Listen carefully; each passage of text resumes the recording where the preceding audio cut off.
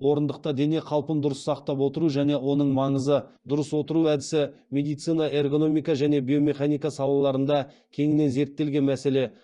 Жалпыға ортақ мойындалған дұрыс отыру қағидалары адамның омыртқа саулығын сақтауға, бұлшықеттердің шаршауын азайтуға және қан айналымын жақсартуға бағытталған.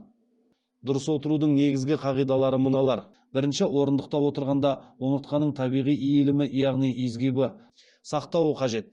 Бел аймағын дұрыс күту үшін орындықтың арқалығына толықтай сүйену керек. Сол үшін белге жұқалау жастық немесе арқа тірегін қою ұсынылады. Екінші, бүгілген буындардың бұрыштарын дұрыс сақтау маңызды. Балтыр мен сан арасы 90-100 градус бұрыш сақтағаны дұрыс. Табан толықтай жерге қойылады. Арқа 100-130 градус бұрыш сақтап, артқа шалқайып арқалыққа сүйеніп тұрады. Осылай отырғанда омыртқаға түсетін салмақ өте аз болады. Үшінші, қол мен иықтың дұрыс жайғасуын айтар болсақ. Шынтақ 90-100 градус бұрыш бүгіліп, үстелдің үстіне немесе орындықтың тіреуіне сүйеніп тұруы керек. Иықты еркін ұстап, жоғары көтеріп тұрмауы, немесе тым төмен түсірмеуі тиіс.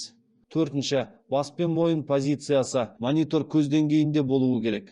Мойынды алға қарай созбай табиғи қалпында ұстау маңызды. Бесінші, көзді қорғау және үзілістер жасау. Әр 30-40 минут сайын орныңыздан тұрып, бой жазып, көзді тынықтырып отыру қажет. 20-20-20 ережесін ұстану ұсынылады.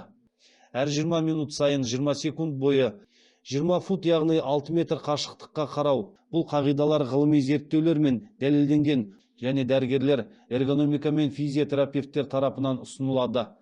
Мұндай отыру әдісі ұзақ уақыт бойы жұмыс істегенде денсаулықты сақтауға көмектеседі.